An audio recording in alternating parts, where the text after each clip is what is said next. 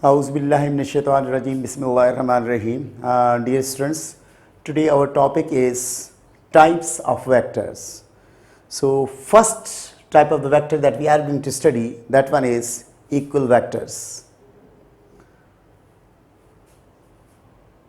Two vectors having the same magnitude and same direction are called equal vectors. Let's suppose, students, this one is the one vector F represented by AB,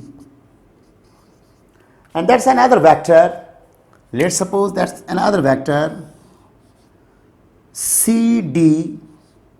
It's also vector F. You know, in this the length means magnitude is same, direction is same. That's why you may say AB is equal to CD. It means vector F is equal to vector F. So these are the two vectors which are having the same magnitude and same direction. That's why they are called equal vectors.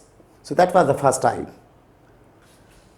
Dear students, in a second, negative vector. So vector which is equal in a magnitude but opposite in a direction to a given vector is called the negative vector. Let a vector F be represented by a straight line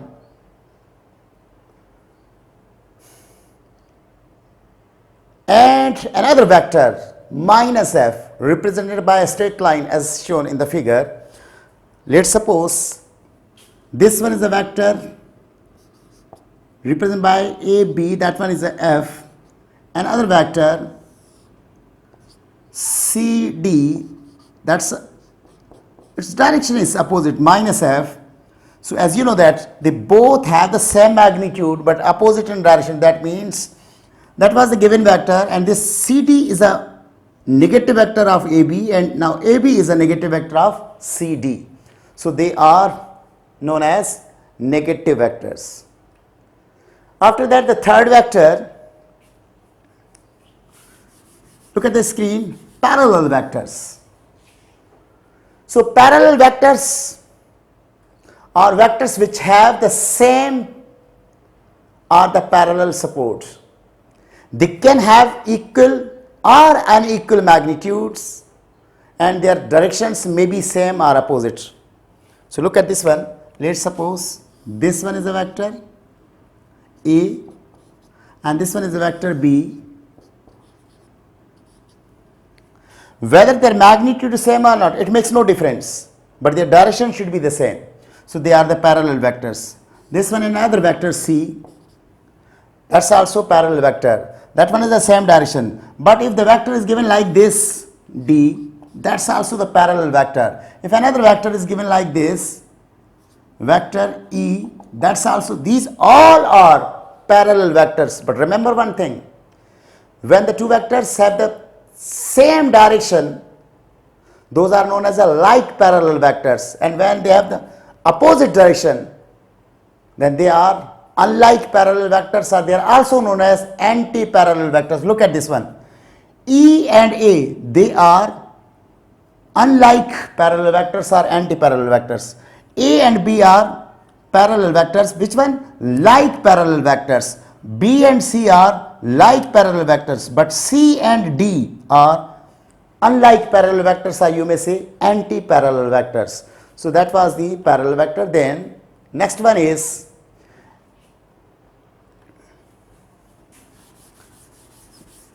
dear students, next is free vector. A vector which is displaced parallel to itself is called a free vector. Let we are having a vector. Let's suppose we are having a vector. This one is a vector B. It's placed at PQ. Let's suppose I displace this vector. Same vector. This B vector is displaced parallel to itself over here at the next position R and S. Same vector is displaced from PQ to RS having the same direction and same then this vector is known as free vector. Remember one thing, When a vector is displaced parallel to itself, the vector is known as free vector, or in other words, you can say that when a vector is displaced from one place to another, keeping the same direction, that's known as free vector. याद रखिएगा students, अगर एक vector को एक जगह से दूसरी जगह पे रखा जाए, उसकी डायरेक्शन को चेंज ना किया जाए, सेम वेक्टर को सिर्फ डिस्प्लेस किया गया, तो ऐसे वेक्टर को हम क्या कहते हैं? फ्री वेक्टर कहते हैं.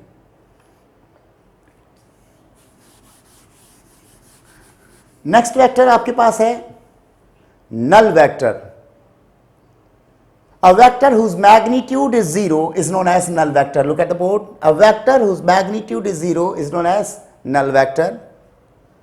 इसकी अगर प्रॉपर डेफिनेशन की तरफ जाएं जो मैंने यहां पे दी है, null vector are the zero vector. When the two vectors are equal in magnitude but opposite in a direction, and when they are added, their sum becomes 0. The resultant sum of the two vectors is called the null vector or zero vector. Remember one thing again. Null vector or zero vector is not represented by 0, but this is represented like this. When the two vectors, let's suppose one is f1 and its magnitude is 6 Newton, and other vector f2, its magnitude also 6 Newton, but its direction is change, minus. So when you sum that f1 plus f2, so r, by putting the values 6 Newton plus minus 6 Newton, that means r is equal to 6 Newton minus 6 Newton, so r is equal to 0. So their magnitude is 0, and when you talk about the 0, this may also represent by, this one is this is known as null vector. That means जब दो vectors हो, उनका magnitude same हो, direction opposite हो, उन दोनों को अगर ऐड किया जाए तो उनका सम जो बनेगा वो जीरो वेक्टर बनेगा, और जीरो सम को हम क्या कहते हैं? नल वेक्टर कहते हैं. और इसकी डायरेक्शन क्या होती है? Its direction is arbitrary direction, mean any direction. इसकी डायरेक्शन कोई भी डायरेक्शन हो सकती है. दैट्स वाई जब हम नल वेक्टर को डिफाइन करते हैं, नल वेक्टर में हम क्या कहते हैं? A vector whose magnitude is 0 and its direction is arbitrary. उसके बाद हमारे नेक्स्ट आपके पास है यूनिट वेक्टर. नेक्स्ट टाइप जो आपके पास है वो क्या है? Unit vector. पहले आप डेफिनेशन देखें. A vector in any direction whose magnitude is 1 is called a unit vector. It is denoted by letter having cap over it. Suppose करें ये वेक्टर A है. अगर मैं कहूँ इसका यूनिट वेक्टर कैसे शो करेंगे, तो आप एक कैप ऐसे भी लिख सकते हैं, आप इसको स्मॉल लेटर से ऐसे भी शो कर सकते हैं. इसी तरह से अगर ये वेक्टर बी है, मैं आपसे कहूँ इसका यूनिट वेक्टर कैसे शो करेंगे, तो आप इसको इस तरह से भी शो कर सकते हैं, आप इसको ऐसे भी, ज़रूरी नहीं है कि कैपिटल लेटर हो. और इसका फार्मूला जो बनता है, अगर देखेंगे एक वेक्टर जो होता है, आपको याद होगा एक वेक्टर में दो चीज़ें होती हैं, एक उसका मैग्नीट्यूड, एक उसकी डायरेक्शन. तो ये जो यूनिट वेक्टर है वो हमेशा उसकी डायरेक्शन को शो करता है. एक वेक्टर में दो चीज़ें होती हैं, एक उसका मैग्नीट्यूड और दूसरी उसकी क्या होती है? डायरेक्शन. डायरेक्शन कौन शो करता है? Unit vector. तो आप कह सकते हैं यूनिट वेक्टर जो है, इसका फार्मूला क्या बनेगा? Vector divided by its magnitude. So this is the formula for the unit vector. अब याद रखिए यूनिट वेक्टर का मैग्नीट्यूड 1 होता है. यूनिट वेक्टर जिस वेक्टर को अकम्पनीड होता है उसी की डायरेक्शन को शो करता है. यूनिट वेक्टर का सिर्फ एक काम है, क्या शो करता है? उसकी डायरेक्शन को शो करता है. और इसी तरह से ये जो है कोई भी डायरेक्शन शो करे तो उसको क्या कहते हैं? अनस्पेसिफाइड वेक्टर्स कहते हैं, यूनिट वेक्टर्स कहते हैं. एक होते हैं स्पेसिफाइड यूनिट वेक्टर्स. उसका मतलब है थ्री जो आपके पास प्लेन्स होते हैं, एक्स प्लेन, वाई प्लेन और जेड प्लेन, उसमें 3 डायरेक्शंस आपके पास आ गई, एक X along X axis, Y axis, Z axis. तो 3 और यूनिट वेक्टर होते हैं, I, J and K. These are the 3 unit vectors. कौन से? स्पेसिफाइड यूनिट वेक्टर्स हैं which shows the direction along the X axis, Y axis and Z axis respectively. थोड़ा सा फिर दोबारा से कर रहे हैं. यूनिट वेक्टर क्या है? जिसका मैग्नीट्यूड 1 हो. ये जिस भी वेक्टर के साथ आएगा उसकी क्या शो करेगा? डायरेक्शन को शो करेगा. इसके दो से एक स्पेसिफाइड यूनिट वेक्टर्स होते हैं, एक अनस्पेसिफाइड यूनिट वेक्टर होते हैं. अगर particular direction along the X axis, Y axis या जेड एक्सिस हो तो उन यूनिट वेक्टर्स को आई, जे या के से शो करते हैं. और ये जो यूनिट वेक्टर आपके पास हैं, और ये क्या किसको शो करते हैं, along the X axis, Y axis और जेड एक्सिस। एक और बात ध्यान में रखिएगा कि जरूरी नहीं है कि जिस लेटर से वेक्टर को शो करें उसी से हो। यूनिट वेक्टर को आर कैप से भी शो कर सकते हैं, यूनिट वेक्टर को ए कैप से भी शो कर सकते हैं, और आमतौर पे एन कैप से भी इसको शो किया जाता है। तो लेकिन शर्त यह कि यूनिट वेक्टर की पहचान क्या है कि उसके ऊपर क्या आ जाती है, कैप आ जाती है। That one is a unit vector. उसके बाद है पोजीशन वेक्टर। डियर स्टूडेंट्स, अगर आप डेफिनेशन की तरफ देखें, a vector which shows the location of a object with respect to the frame of the reference is known as position vector, या location vector भी इसको कहा जाता है। In 3 dimension it is represent by R. इसको position vector को किससे show करते हैं, आर से। It has the 3 dimensions. एक कौन सा होता है इसका, एक्स कंपोनेंट, दूसरा क्या होता है वाई कंपोनेंट, और तीसरा क्या होता है Z component. You may right here, आपको पता, आपको याद होगा कि आप जो है एक्स क्या है, एक vector component along the X axis means ये मैग्नीट्यूड हो गया, और ये डायरेक्शन अलोंग द एक्स को अभी हमने कहा था किससे, आई से शो करते हैं। ये क्या हो जाएगा, वाई जे हो जाएगा, ये क्या हो जाएगा, जेड के हो जाएगा। So this is the position vector जो अलोंग विद द कोऑर्डिनेट्स। एक एक्स, ये आई किसको शो कर रहा है कि इसका कंपोनेंट कहाँ पे है, एक्स एक्सिस पे, जे किसको शो कर रहा है, वाई पे है, और के किसको शो कर रहा है कि जेड एक्सिस पे। That was the position vector. उसके बाद आपके पास पोजीशन वेक्टर के पास नेक्स्ट जो आपका वेक्टर है वो है पोलर वेक्टर। देखें पोलर वेक्टर की डेफिनेशन को पहले समझें। The vector related to the translatory motion of a body are known as polar vector. Translatory motion कैसे, जैसे लीनियर वेलोसिटी है, जैसे आपके पास लीनियर मोमेंटम है, वन डायरेक्शन में जो मोशन होता है उसके बारे में जो होता है उसको हम क्या कहते हैं, पोलर वेक्टर कहते हैं। पोलर वेक्टर के बाद है आपके पास एक्सियल और सूडो वेक्टर्स।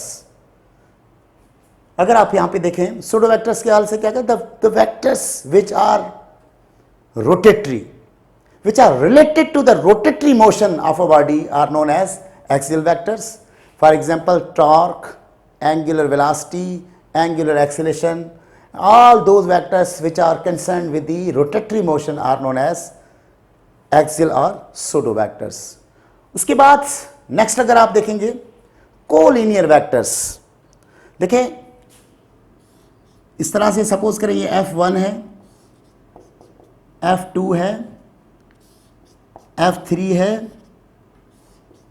F4 है। ये 4 वेक्टर्स आपके सामने मैंने शो किया। आप यहां पे देखेंगे F1 और F2 एक ही लाइन पे हैं। क्या, को मीन सेम, लीनियर, एक ही लाइन पे। The two vectors are collinear if they are at the same direction, are parallel or anti-parallel. Collinear vectors में जैसे सपोज करें F1 और F2, क्योंकि ये लाइन ऑफ एक्शन सेम है, तो ये आपके पास ये लाइन ऑफ एक्शन आपकी क्या है, ये सेम है, so they are the collinear. In F3 और F4 को देखें, इनकी भी ये भी क्या है, कोलिनियर। अच्छा, जरूरी नहीं है सेम डायरेक्शन हो। लेट सपोज इस तरफ ये F5 है और इस तरफ ये F4 है, these are also the vectors but their line of the action is the same, that's why they are known as collinear vectors. इसमें जो हम बात कर रहे हैं कि इसका रेशो जो होता है, ratio vector magnitude of A upon B जो है वो हमेशा क्या होता है, constant. That's why we can write here A is equal to K B, where K is a constant and this one is a scalar. उसके बाद आपके पास नेक्स्ट जो आपके पास देखें आप क्या लिखा हुआ, concurrent vectors. Concurrent vectors are those vectors which passes through the same point. In other words, a concurrent vector system is a set of the two or more than two vectors whose line of the action intersecting at a same point, at a common point. It's not necessary for all any other vectors to be actually in contact with a common point. देखें, समझने की कोशिश कीजिएगा, ये आपके लिए new चीज़ है। Let suppose एक वेक्टर F1 है जो ऐसे गुजर रहा है, दिस वन इज F1, एक ऐसे जा रहा है F2, एक ऐसे आ रहा है F3। अगर आप यहाँ पे देखें F1, F2, F3, the three are passing through a common point. Suppose करें ये पॉइंट ए में से गुजर रहे हैं, सो F1, F2 और F3 जो हैं क्या कहलाएंगे, कॉन्करेंट वेक्टर्स कहलाएंगे। और ज़रूरी नहीं कि एट ए टाइम उस वक्त गुजर रहे हों। अगर सपोज करें एक और वेक्टर है जो यहाँ पे है अगर इसको एक्सटेंड किया जाए तो यहीं से गुजरेगा, F4 सपोज करें ये है, यहीं से गुजरेगा, so they all are concurrent vectors. I hope कि आपको ये समझ में आ गया होगा। These were the types of the vectors. Thank you very much.